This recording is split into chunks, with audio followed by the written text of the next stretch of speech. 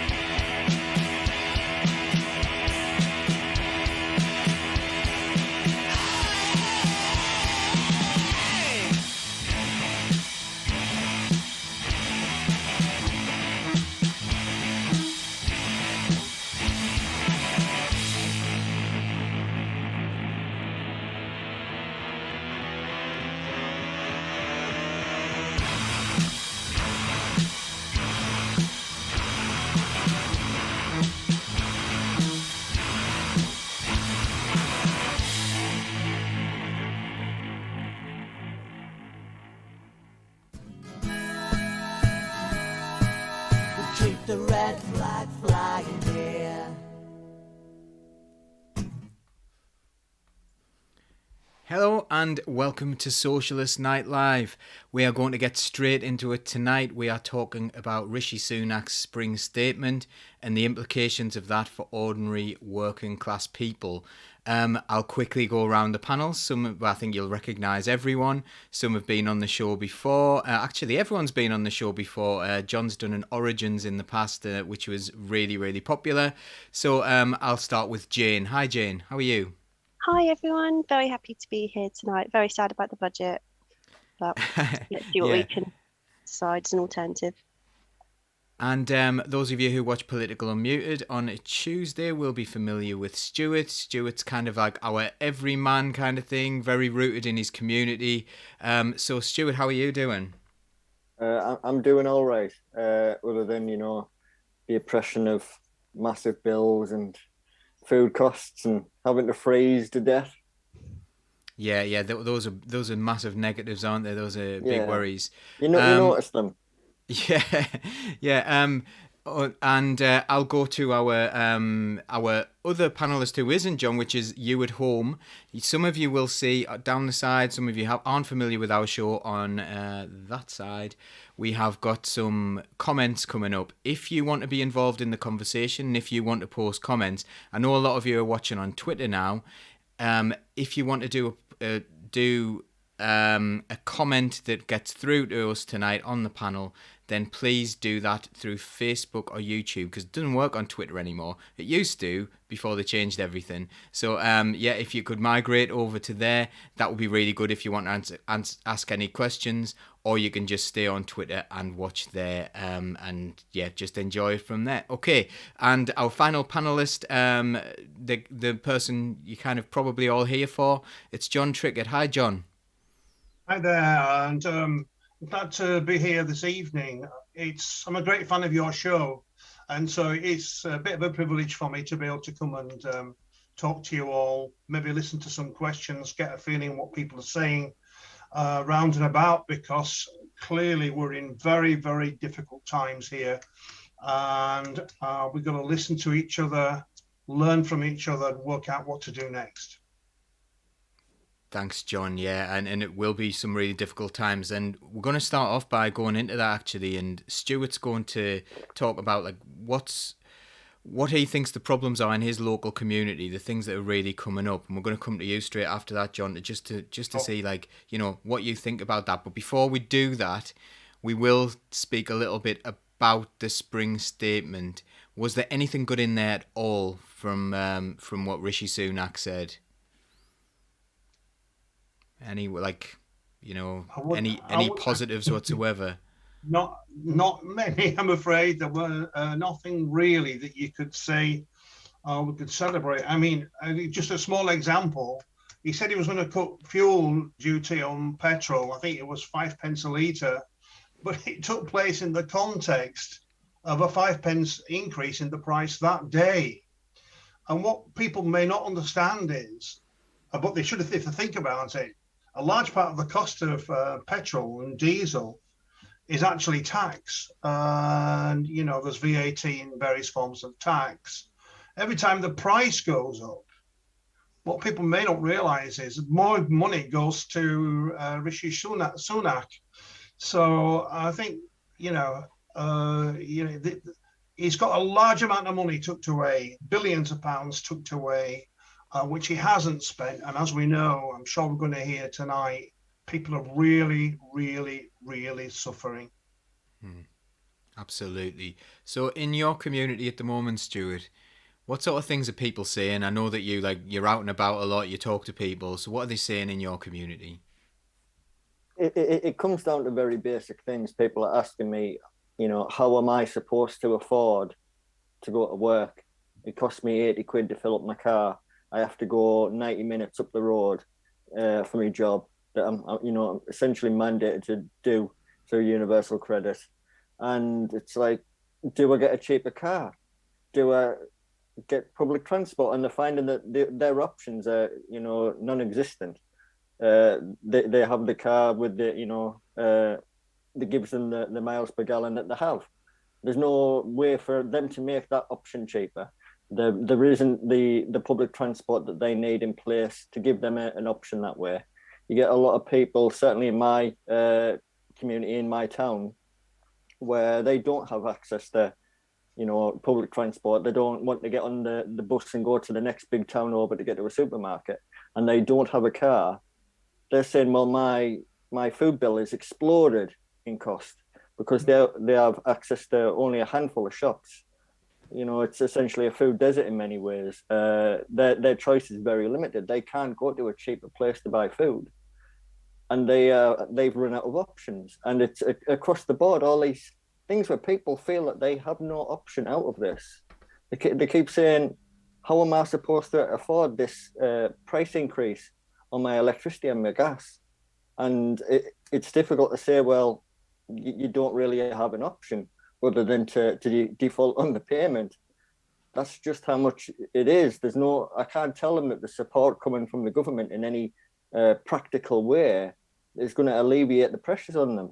And there's so many people who are just so stressed out and, have this building anxiety that, that they're waiting for what's going to happen in 3 months' time, 6 months' time. If we have a really, really bad winter, they know that they are going to be in debt by the time that they get to December with regards to their fuel costs. They know that they're not going to have any wiggle room then. They're terrified of it. There's this mountain pressure, and it's so difficult to try and help people with it.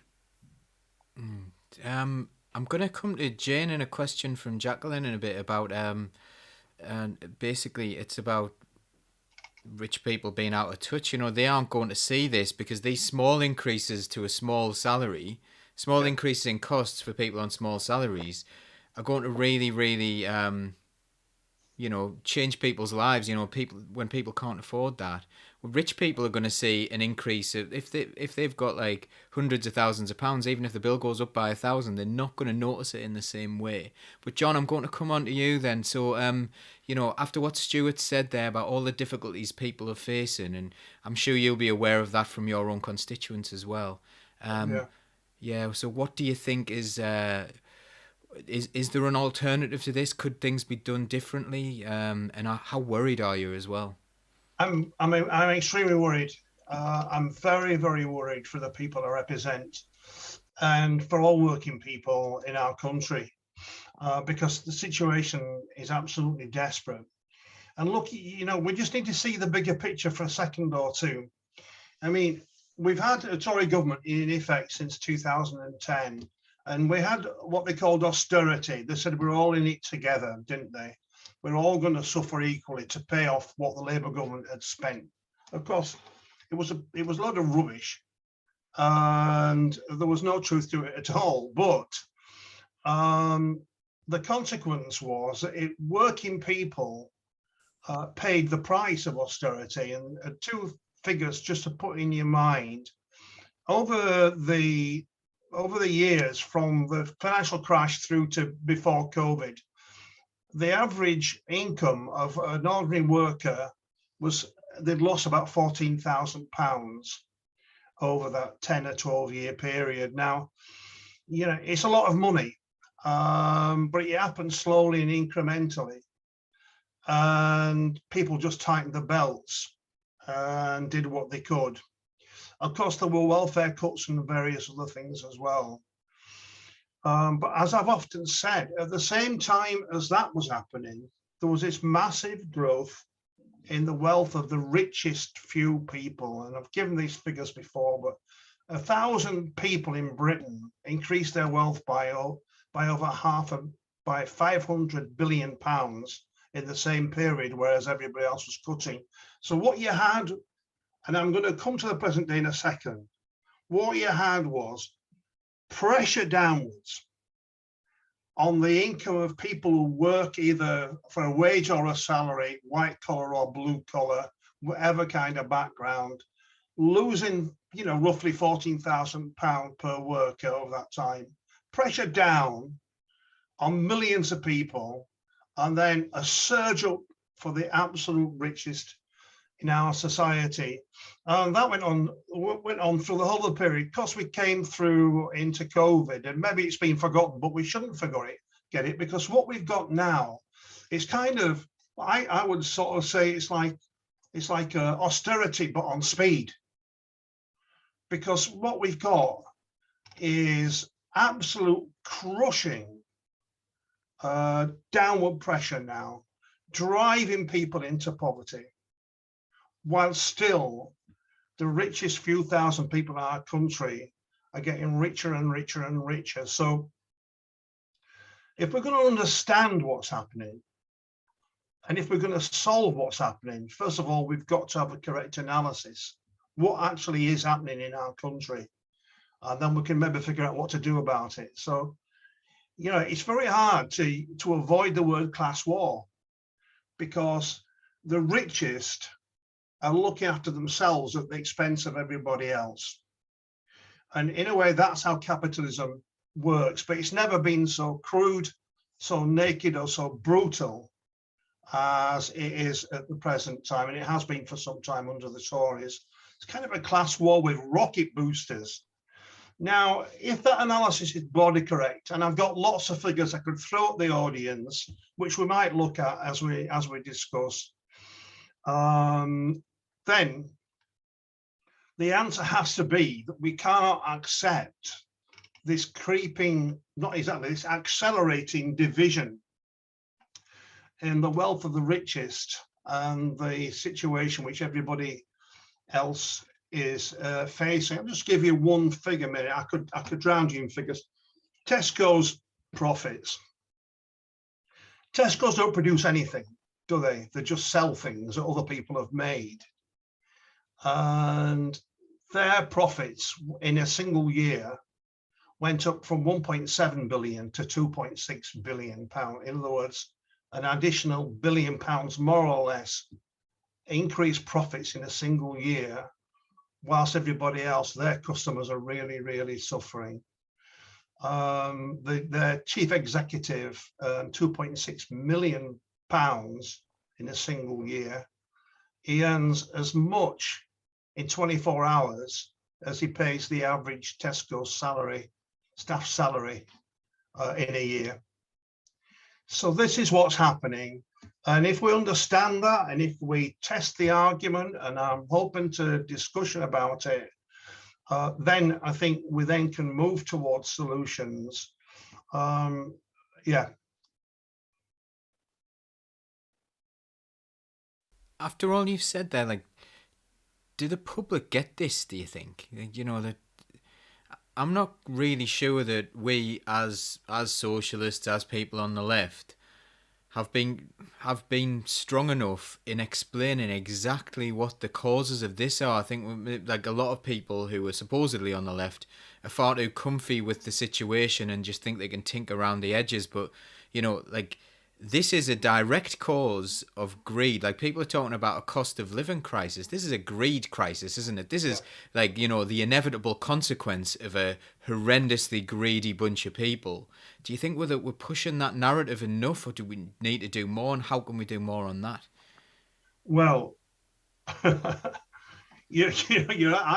take a pretty tough line on this matter. I think if socialists if the left allows itself to get involved purely in what you might call the culture war, battles which the right have chosen, which they feel comfortable with, because they think that they've got majority of the population, the left feels it needs to defend its position, but we fail to make the central argument about the nature of our society, then we lose. And so, I don't suppose many people follow my Twitter in any detail, but it's worth having a look at the last day, week, month, or even year. You'll find every single day we're producing data to show what is really happening in our economy. And the central plank of Marx's critique of capitalism, which remains not completely but largely valid to this day, was economic. And the socialists need to understand it first. If they haven't studied economics, they need to read about it and understand it.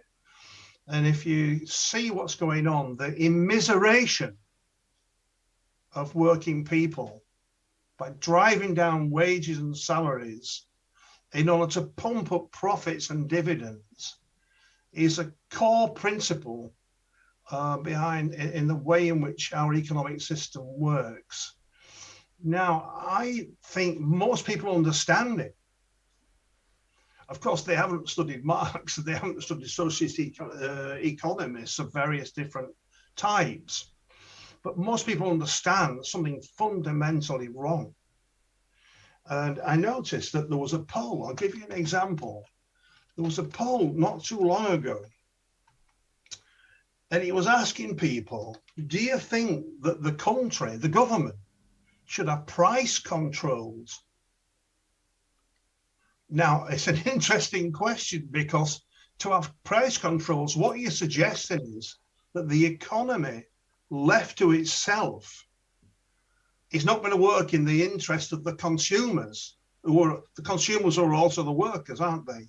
Because one minute we're working, the next minute we're spending our money at Tesco's or wherever, or I go to the co-op.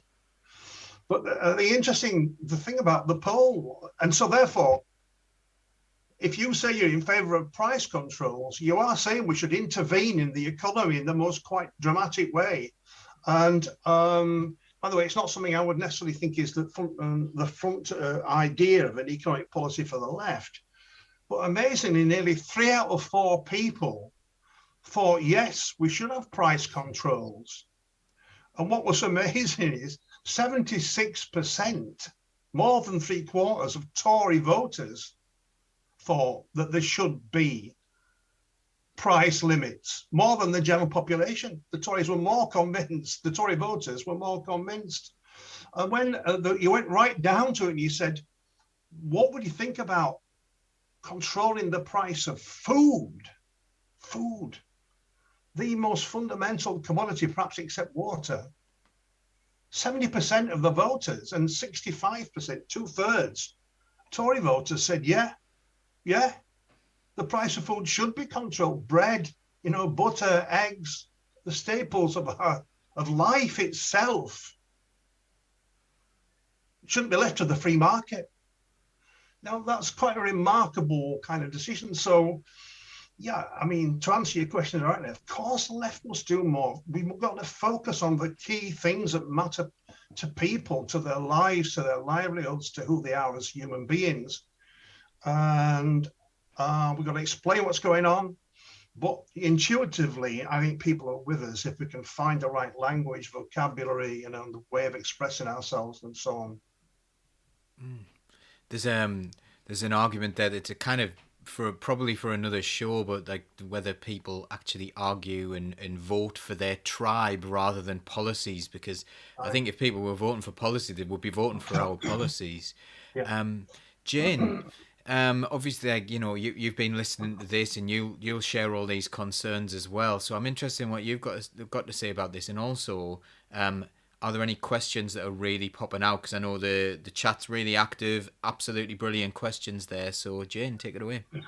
I mean, something I really care a lot about is the cost of housing. There's so many awful things in the country at the moment, but the cost of housing in the southeast, in London, and going out into Oxfordshire and Berkshire, it really is crazy. You're looking at maybe £1,000 a month to rent a small bed sit, and then if you've got a family, how do you live in a bed sit? And £1,000, you still need to be on quite a decent wage to be able to afford that. So I just don't know how people are going to cope with this. And I think my understanding is that the rising increase in cost of housing is missed out of the inflation calculation. So that's not even taken into account with these huge price rises.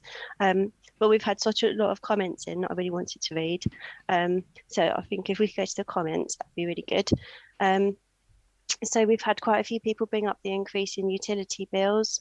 Quantum Skyline said his bill's gone up from £1,200 a year to £2,600, so gone up £1,400 on the £1,200 it was before, which is just crazy. He said it's been freezing all week, but they don't feel they can turn the heating on because they can't afford it now. Tracy said she's gone into debt of £365 overnight, and that's crushing. Jacqueline's on a prepayment meter and hasn't received a letter yet. And for people on a prepayment meter, there's really no leeway for them. It's going to hit them immediately. If you want a direct debit, it's bad enough, but there's a little bit of scope there initially. But if you're on a prepayment meter, it's just going to eat it up straight away, isn't it? They're going to be feeling that right away. David said he's been talking to colleagues that are members of his union, and they've been telling him they can't afford to have the heating on, and they're terrified about what's going on. They've worked all their lives, maybe 15, 20 years or more for the same company, and now they're on the verge of poverty. And Hertfordshire Socialist is talking about an elderly woman not seen for 3 days. She was afraid to put on her lights and heating. They had to call the welfare because they were concerned about her. She was hungry, thirsty, cold, and alone because of this. And this is before the price rises, because things had already got pretty awful for so many people. So there's a lot of other comments that I wanted to mention. And we've got, I think if I mentioned Jacqueline's question that you mentioned before, she said, don't the very rich spend their money on assets, property, land, gold, other people's debts? We need to limit how many assets they can buy. I didn't know if that's something that John might be able to talk about a bit. Well, all very interesting, but also disturbing, very disturbing stuff. I mean, to think about that boy, 14 years old, the other day, who collapsed, I think, in the high street. They got into hospital. He hadn't eaten. He collapsed from hunger. There was nothing in the cupboards at home or in the fridge. He just collapsed of hunger. And of course, that's just one boy whose story we heard in the papers. The papers don't cover that much. The media doesn't cover that much that kind of story very often. But it's heartbreaking to think of elderly people wrapped up in duvets, maybe trying to make a hot water bottle last during the day instead of having the heating on. What kind of country we're becoming? It's unthinkable when the next rise in fuel bills comes in, which is not too far away, probably 6 months. I can't imagine what it's going to be like for people in the winter, and it is heartbreaking. But we've got to both feel this with our hearts and know just how painful this is, and to live in a country like this and not be upset about it. You've got to be, you've got to be a Tory, I'm afraid. But you've also, I think we need to be clinical, and we've got to use our brains. I mean, look, you talked about housing costs across Great Britain They increased by 53% in 10 years. The average rent in London, for example, it rose by 77%. From an average rent of 940, it's now 1,665. Often you can be paying over £1,000 to live in a cupboard, basically. It's just terrible in London. I do not know how young working people can manage there. The same with the energy. If you think, well, yeah, if you look at between Shell and BP, what they did was they spent 147 billion pounds since 2010 buying back shares. And the purpose of this is to reward the shareholders, to make the shares worth more money. 147 billion pounds. In the coming year, they're predicted to make 40 billion pounds in profits, 40 billion pounds in profits, whilst people are struggling. And of course, it's true what was said earlier that, you know, I represent several 23 former colliery villages in Yorkshire. The bus service is crap. There's hardly a rail service. If you live in one village and work in another, you can hardly afford to fill your car, you know, to get to work and back. And yet your work depends on you having some mobility. So it's all, you know, it's extremely difficult. Now, coming to the question from, I think you said it was from Jacqueline, about wealth, because this is what it's really about, wealth. The rich are getting richer and richer and richer. Some people will say, well, there's always been rich and poor. And I suppose the history of all of human society since we were hunters and gatherers, what there were wealthy people and less, there were different social classes in society. But what we've got at the moment is race away class division, with the wealthy getting richer, some by more than £1 million a day, I think. And it's unacceptable that kind of wealth exists alongside poverty. So whilst you could talk about controlling prices, you could talk about various different things, I think Jacqueline's onto a central issue is what are we going to do about wealth? Now, here's the thing about our tax system.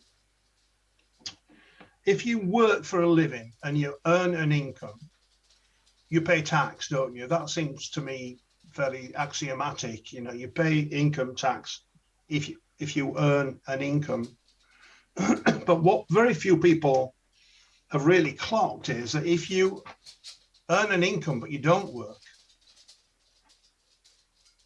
then you pay less tax or you pay no tax. And I'm not talking about people now who are pensioners. I'm talking about the richest whose wealth increases year on year. But the thing is, we don't tax the increase in wealth. We only tax income. Now, it's true that if you've got a house and it's worth more than it was 20 years ago and you sell it, at that point, you do pay capital gains tax. But that's not what I'm talking about. I'm talking about some of these people in the Sunday Times rich list who are increasing their wealth by 100 million, 200 million a year. And they're not paying tax on the increase in wealth.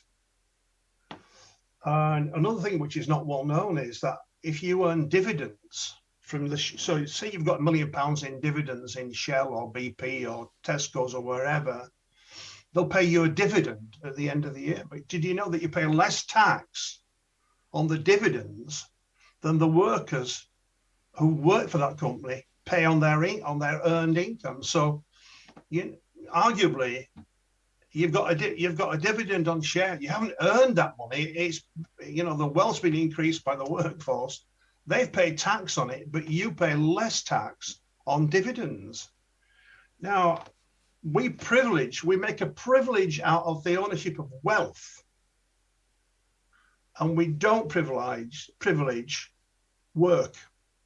Just look at the way in which we fail to tax wealth. Now, I've published a pamphlet on wealth, which is on my website if anybody's that interested, in it. We estimate you could raise almost £100 billion a year extra if you were to tax wealth. Now, £100 billion is a lot of money. You could do a lot for children who are hungry at school, for pensioners, for the NHS and so on and so forth. I don't say it's all the solution, but we've got to tackle the central problem of our society, which is the nature of wealth and its unhealthy relationship with poverty, because wealth increases as poverty increases. Two things go hand in hand. I'm going to come to Stuart in a second, but what I want to think about now is, let's say, right-wing arguments, which are really, really prevalent in the press, and they're almost taken as being very, very normal and correct. Like, people will say, oh, you need a free market or whatever, but people aren't talking about a free market. So whenever anyone says they're into a free market, to me, I'll say, oh, well, so you'll agree with waiving patents then, won't you, for everything, and you'll drug patents and things like that, because that would be a free market. There wouldn't be patents. The problem isn't the fact that there isn't a free market. The problem is the fact that the rules, every single one of our rules, everything in our system is designed to help the wealthy. It's designed to create this kind of inequality, such as when the banks failed and we bailed them out, but we didn't bail out individual people. We bailed out the businesses who started to reap profits again. So we've got this systemic thing. Now, Stuart, in your community, how do you get that message across to ordinary people who've had these bizarre messages for years that actually the problem's immigration, or in the place where you live, it has been a BNP stronghold, hasn't it, in years gone by, and people really bought into that rhetoric about this is immigration's fault. So they're looking at this problem when the real problem is the whole system is designed to prop up this wealth, and it would actually have failed time and time again in any free market situation. So how do we get that message across to people who live in your community? What I do is the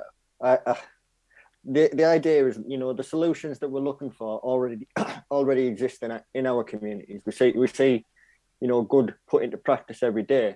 So when you're talking about, taxation, I'll talk about the food bank, because we have a food bank and lots of people use it and lots of people donate to it. And that is, there's a shortage of food. People are going without. And how did we tackle that? We came together and we shared the burden, and we found a way of making sure that these people were fed. And it's like, what would be the solution that would make sure that we didn't need that food bank? It would be, just making sure that everybody got a decent wage and they had access to work. And that problem went away, and that people caught onto that. And I was like, that's the same for taxation. It's sharing the burden and understanding there's a responsibility for, the people with the broadest shoulders to take the most weight. And that clicks in the community. Now, clearly there's the issues of language. We struggle when we say, look, we need to tax wealth. People see wealth and see it as ambition, as trying hard, as putting the graft in. But the kind of wealth we're talking of is more along the lines of hoarding. It's just hoarding resources. And when you talk about hoarding, it's dirty. It's linked to mental illness. It's needless. It's something that needs to be tackled. It's something you don't want. You don't want you to find out that your grandfather's a hoarder, because you'll have to go in and spend 9 months digging out old newspapers. It's seen as a dirty thing, as a negative thing. If we start getting those conversations across where it's, look, this is awful, this is gross. You don't want this wealth hoarding. It's disgusting. It's a real problem. People would, look at it differently. So it's, building those kind of synaptic connections for people with the little stories, with the examples where they're already contributing to the solution in their communities, and just letting that kind of build up to the point where they can see that they could change this whole system, that they couldn't envision a solution to it because they've already seen it in practice. And I'm going to come to you now, John. Like, so Mm. let's say, for example, there are links here, aren't there? There are links. So during the pandemic, people became more wealthy because the system was designed as soon as they start pumping the money into the economy doesn't trickle down as we were told by Reagan and Thatcher. It actually squeezes up to the top, and that money that they put in through whatever you want to call it, whether that's quantitative easing, whether you want to call it borrowing, whatever you want to call that, that money found its way to the top, and taxation should have been to redistribute that wealth back into the population. That's the whole point of taxation. But like, is there any mileage, I suppose, in talking about, like for example, the price of housing has gone up. It's a direct consequence of people becoming wealthier. The wealthiest become wealthier, then they can purchase more houses to own more, to be a landlord, so they can earn more money through renting out their properties and raising the prices and things like that. I think it was 14% the house prices went up during the pandemic on average, so there's a direct link there. Are there direct links there that you think that we can tie communities so they can understand it in a real substantive way, like that actually genuinely affects my life? I can see the process, I can see it happening. Yeah. I mean, look, COVID was used to shovel money into the wallets, wealthy Tories. I mean, it's impossible to avoid the conclusion that's how it was used, and in the most vulgar and corrupt way imaginable. I'm not using those words in the illustration I'm now going to give you because I'll get sued.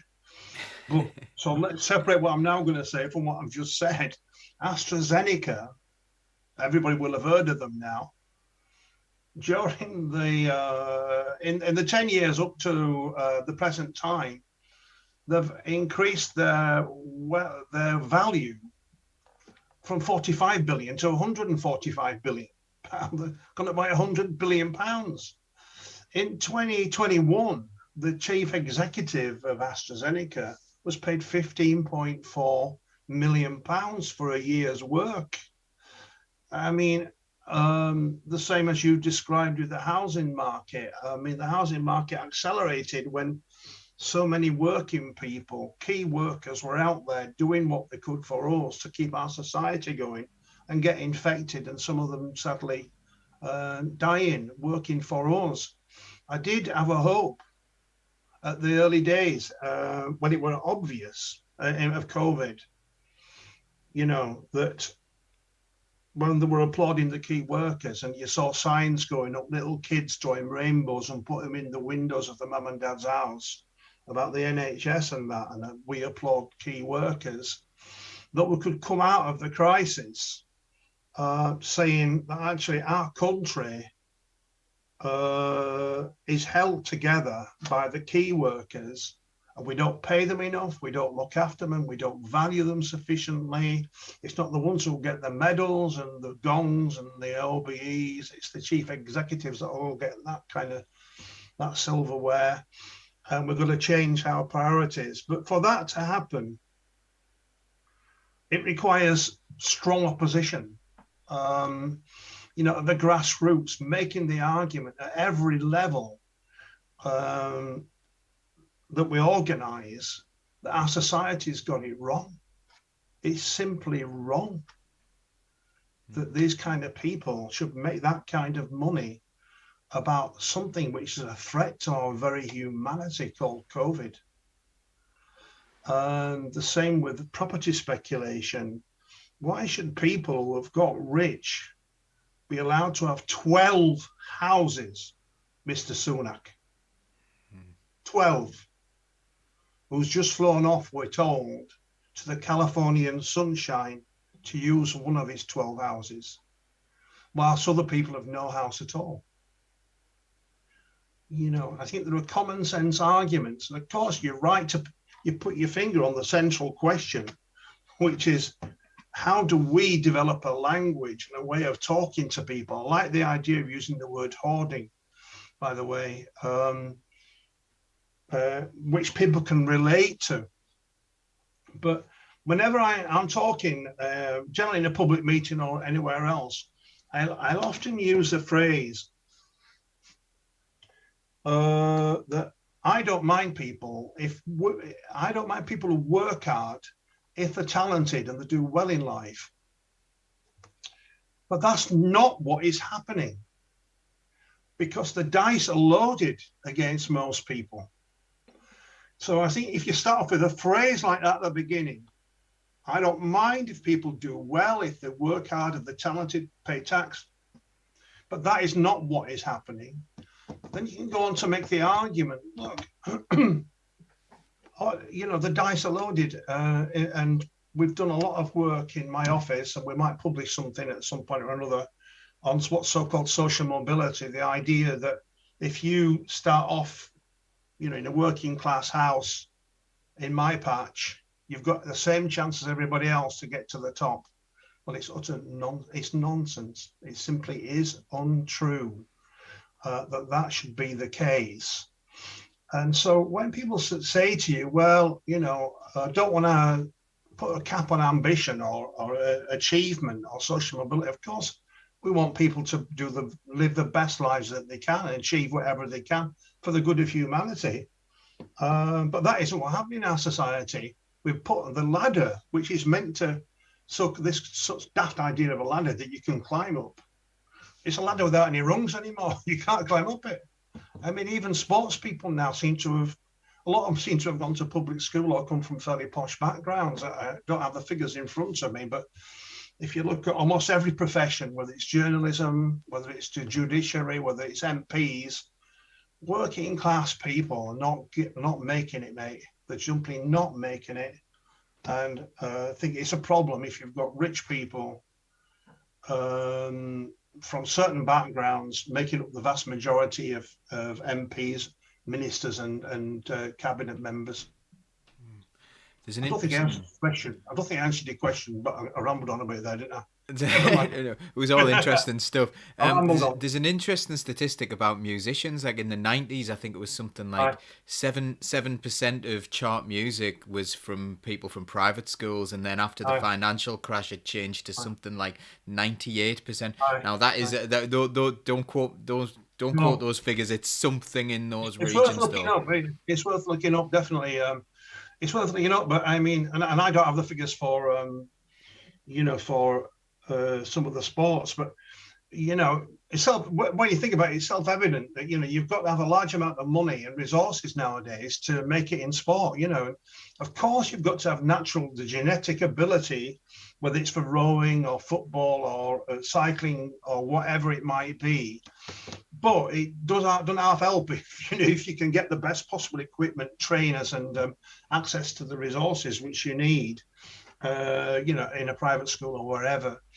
And of course, you know, working class heroes, you used to see them on the rugby league pitch, rugby union pitch, less so, and on the football pitch quite a lot. But now, apart from rugby league, it seems to be moving quite rapidly in the wrong kind of direction. But I don't know. I'm obsessed about sport. The point is, though, it illustrates a general point that the idea that society rewards talent is largely, not exclusively, but largely a myth.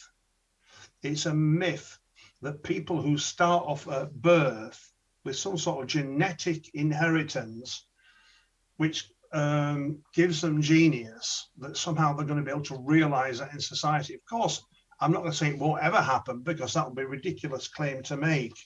But generally speaking, you know, the people who do well in whichever profession you look at in our society tend to come from more privileged backgrounds. So it's a tendency, but the figures are very clear.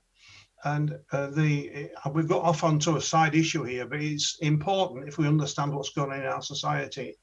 There was something called the Social Mobility Commission, which the Tories set up, and they gave it to Alan Milburn, who's hardly a lefty, to chair. And I don't know if you remember, he resigned, and every member of the commission resigned with him, because what they said was, you know, they're not delivering any social mobility at all. It makes a mockery of the idea of leveling up. But if you have people in leading professions, you know, whichever profession you can think of, will come from privileged backgrounds, and you're going to get proposals which suit those backgrounds. Absolutely, yeah, and it's like that idea that, you know, opportunities, there's far more opportunity, and we talked about this in the Northern Discomfort meetings, didn't we, when we talked about like they kept them, I think they used the language of white working class boys need to have more what is it, not ambition, but it's a word like that, and then and we said, well, they don't need that, they need more opportunity. They need more opportunity to thrive, and that's the same for all working class children, not just like, I don't know why they created a category for just working class white boys. You know, it's a bizarre thing to have done. But Jane, loads and loads of comments coming in, and also, have you got anything to say, because you're always interested? Oh, we've got so many comments, so I think I'll go to the comments. Oh, by the way, Ray Goodspeed, thank you for helping me. It was aspiration. They keep on talking about like aspiration. They lack aspiration, and that's the only problem. That's why working class people don't do as well, because they don't really want to. It's like, of course they do. I've never met a child, like as a teacher, I've never met a child who doesn't have aspirations to earn a load of money and be really successful. That's every single one of them wants to do well with their lives. So they aren't greedy necessarily, but they want to have a good life. They want to do positive things. But sorry, Jane. Oh no, that's good. That's okay. We've got a lot of we've had a lot of comments about well, I'll just go straight to them actually. Neil Fairbairn said the Tories boasted that they designed universal credit to make work pay. In other words, starve people into low-paid exploitative jobs. And Neil Terry has raised the fact that the Tories still boast that work is the best way out of poverty, whilst ignoring that we have so many people who are in work poverty. Hertfordshire Socialist, the workers are subsidising employers now in low wages. They've said that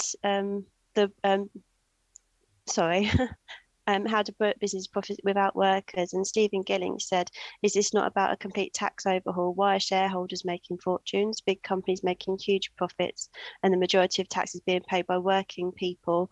It's disgusting, and when are we going to oppose it? Ray Goodspeed said, this is not some special form of capitalism, it's business as usual. The 30 years after World War II were the unusual ones. Capitalism needs inequality and greed, they are its motors. And Hertfordshire Socialists again said, we are taxed and taxed and taxed again all the time. It lines the pockets of the rich. Trickle down, there's no such thing. It's not even a drip down. Ruth has mentioned her local food, a project in her local community that was set up where surplus food from supermarkets was sold to local people, £5 for £35 worth of produce, and that they ran out almost as soon as they started up, and that the food banks, her local one, they'll only give out 2 food parcels a year to people because there's so much demand. So I mean, if you're in poverty, that's not going to keep you alive, is it? 2 food parcels a year if you're starving. Again, Hertfordshire Socialists, don't forget the banks telling people not to ask for more wages. You know, from a head of the bank who's on over £500,000 a year.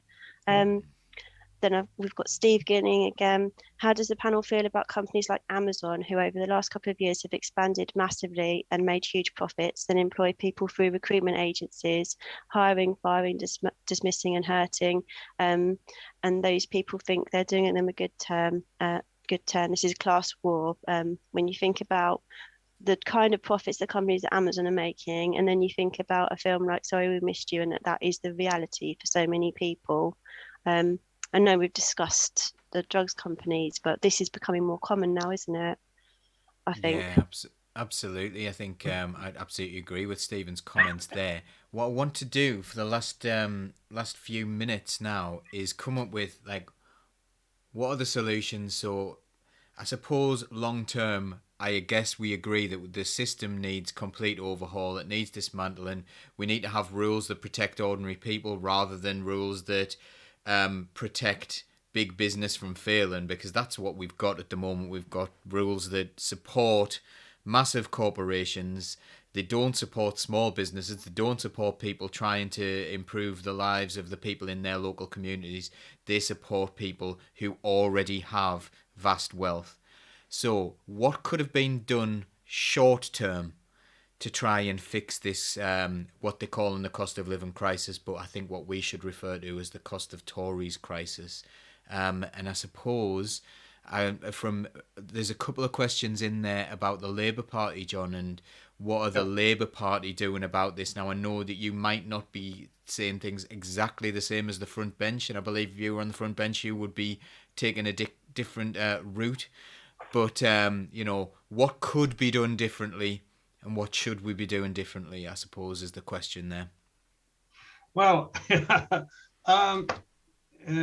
well, I think the first phone call that I'm aware of that Keir Starmer made was to me, and when he sacked me from the front bench, and I'd actually tried to serve. I'd worked in Number 10 for Gordon Brown. I'd worked for Ed Miliband for 5 years, and I was the first MP publicly to nominate Jeremy. I worked for him for 5 years. I think it was on the Monday, after Keir became leader, he ran me up and sacked me. But, I don't know, there was something in the air that told me how to expect that phone call. So it wasn't completely unexpected. So you'll have to ask him what is the Labour Party proposing. But if I can give advice from the sidelines, from my humble sacked position, it will be to be bold, to be radical, to propose a rupture with the current set of arrangements, because they don't work, as we've discussed. It's plain to see. Where was I the other day? I had to go to the chemist to pick up a prescription. And I went into a little local town not far from me. I'm not going to mention the name because it will be unfair. And I've been actually on medical leave for some time, just getting back into it now. And I was shocked to see the poverty, how much it had got worse in 4 months since I'd been out. I was really, really shocked. It was profoundly upsetting, actually. And I thought to myself, okay, it was a back area. But anyway, it's not working. And therefore, it needs to change. And it's got to be piecemeal change won't deliver it. It simply won't deliver it. So I think you've got to be bold. You've got to be radical. You offer a rupture. Now, there's a word of caution to comrades on the left, because when we use the word change, especially big radical change, then people hear it, might feel fear. And they might feel fear because every change that's happened over the last 10 to 15 years has been terrible for most working people. They might say, we've had enough bloody change. We don't need no more change if that's the direction we're going in. So we've got to find a way, the leadership, the party, the movement, the left, we've got to find a way of offering a prospect for a new kind of country, which is reassuring to people. And that, I think, starts with understanding where the people are, what the conditions of life are, what the real problems are, and then trying to find solutions to them. So if you like, that's my big picture argument. How are we going to frame the argument for change versus continuity? Now, I'll just make one further point on that bigger framing argument. You don't necessarily lose an election if you offer big change. And we can prove that because what did Boris do? He offered, remember before he went to the election, he sacked 20 odd Tory MPs and he offered to drive through a particularly obnoxious form of Brexit. And he said he would deliver on it. And of course, it was a particularly obnoxious form of Brexit, let's be honest about it. But my point is this, that there's an appetite in the country for change. But if we get involved in all sorts of smaller cultural issues, we're not gonna hold the majority. And if we offer change which sounds disruptive and dangerous and threatening, as so much change has in the last, since Thatcher really, then we're not going to win the argument either. So look, this is complicated. I think that there are two phases to what we have to do. The first is to make a big resonating argument about what's going wrong with the country. I believe that can work because everybody knows something's going wrong, as I've just said. But our explanation has to be not that the top plus the middle should be afraid of the bottom, but rather that the middle and the bottom, I don't want to use it in pejorative terms, but if you know what I'm saying, have got a lot to fear from those people at the very, very top. Those people at the very, very top have been treacherous as to the country's interests. If you look at energy supply, for example, how is it that we're getting these ridiculous price rises when it's not happening in France and Germany and anywhere else? The country's interests have been betrayed by the ruling class. So the question is, can we frame an argument which recaptures a majoritarian position of the 2/3 of the country, middle and lower income earners, plus those in poverty, against the people at the top? I believe an argument can be made, and I believe it can be. Now, in that context, then, the policies which you adopt need to illustrate the way in which you're thinking. And I think there's a number of things you could do. I'm not personally convinced by the idea that a one-off tax on the petrol companies to reduce prices is sufficiently radical. I just aren't convinced of it economically.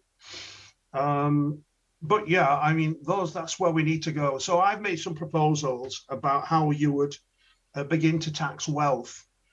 And you could raise huge amounts of money without actually destroying, capitalism if you weren't minded to destroy it or to modify it in such a way as it will be more helpful. And I think that's where the left needs to get itself.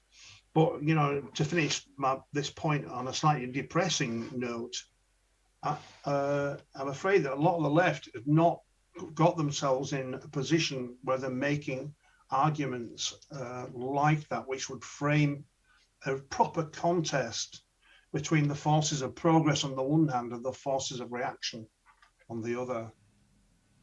Yeah, I think there's a lot of room. Like, say, for example, I was speaking to people who I speak to people who run small businesses and what have you, and if you suggest to them pay ratios, they're into it. They can't fathom, most people who own a small business can't fathom earning 10, 15, 20 times what their employees earn. They won't do it. Their employees are people they actually do care about because it's a small business. They know them. And you can do that with small business. And so like people, you don't want to get rid of local shops. You don't want to get rid of local gyms. You don't want to get rid of your local pub. That's not what we're against this massive corporate greed. We're not against some people doing okay for themselves by working hard and employing people in the local community. That is not what we're against. No, not at all. But yeah, I mean, I agree with all that. And, the natural instincts of the British people, of course, there's lots of unpleasant aspects. When you just, in the streets or in the co-op like I am or whatever, you hear odd comments sometimes which are deeply unpleasant. But the natural instincts of most ordinary folk, like was said earlier, if you've got a neighbour in trouble, you help them. And when the COVID was at its worst, see, I live in a village. I live in an English village in the Middle England. It happens to be in a former coal mining village. But there were people who were too vulnerable to leave the home. What did other people do? They said, well, I'm going to put a mask on and go to the co-op for you. And the it's a Labour parish council in our village, they helped organize it with the churches, and it worked, and people went out of the way to even put themselves at risk by going shopping for neighbors or people down the street. And that's the kind of thing you see every day. Because there's two, if we've got one final bit of hope thing to say, is there are two, what would you say, there are two contrasting ethoses, if the plural of ethos is ethoses, I don't know if it is. Anyway, there are two competing value systems. One of which is, booger you, I'm going to look after myself. I'm just going to get rich and I don't care about anybody else. And you do encounter that. On the other hand, you've got people who say, if I know somebody who needs help, even if I don't know them well, I'll do what I can for them because that's what I'm about. And then people will say, our street needs a good clean up, or the community needs, whatever. I'm going to get involved and get stuck in. That sort of community ethos, building from the bottom up, is everywhere, man. Everywhere you can encounter it. But nobody's knitted it together into a big model for how society could be. But my point is this: inside almost every single one of us, there is that, that sense of wanting to do good by humanity. And it's that we've got to build on somehow. I was speaking about the people. I don't think it's absolutely everyone, because I was thinking about the people who have absolutely no shame, and they seem to be in government at the moment. The people who don't care what anyone else thinks, the shameless people. So I'm going to just say, right, I'm going to come around the panel. I'm going to start with Stuart, then Jane, then John. Just one thing you would have liked to have seen in the spring statement that wasn't there, that could have helped. Something that could have helped. So, Stuart, something that could have helped in the spring statement.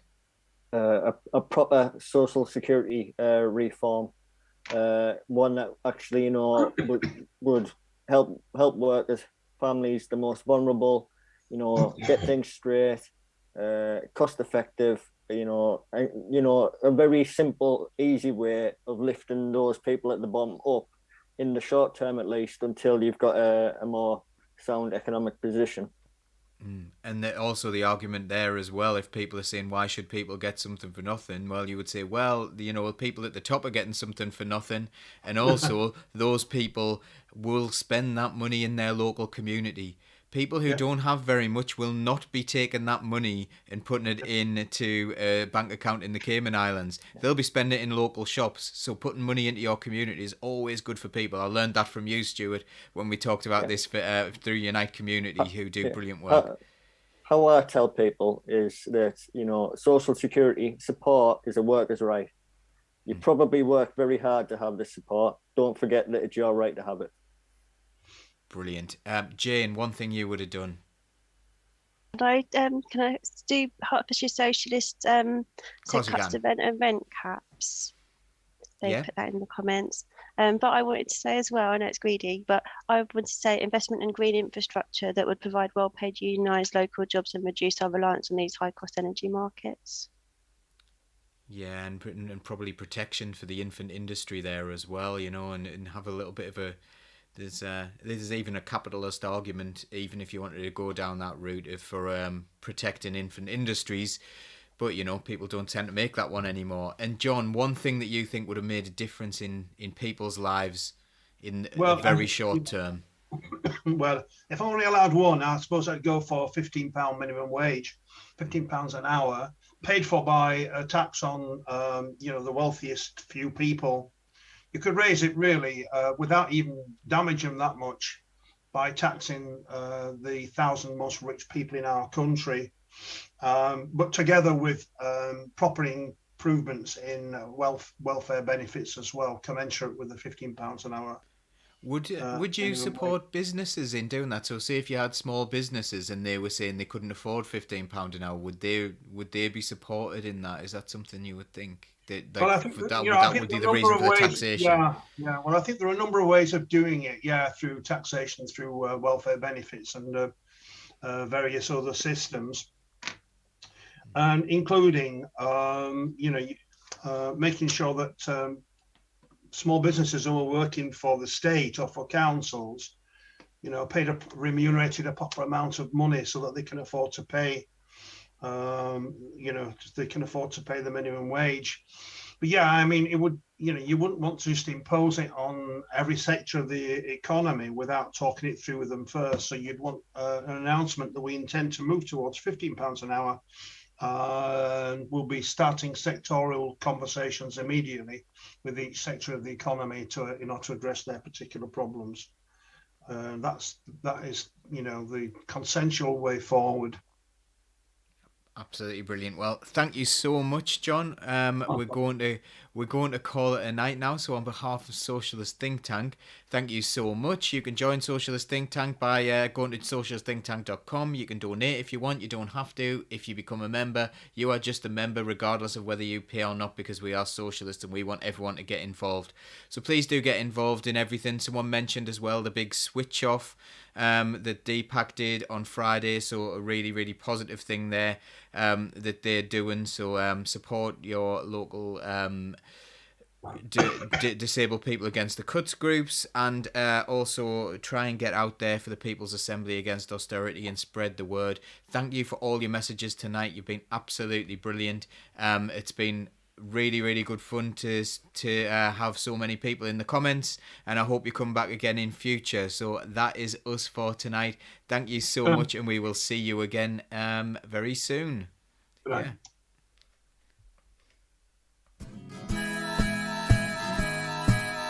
Keep the red flag flying there.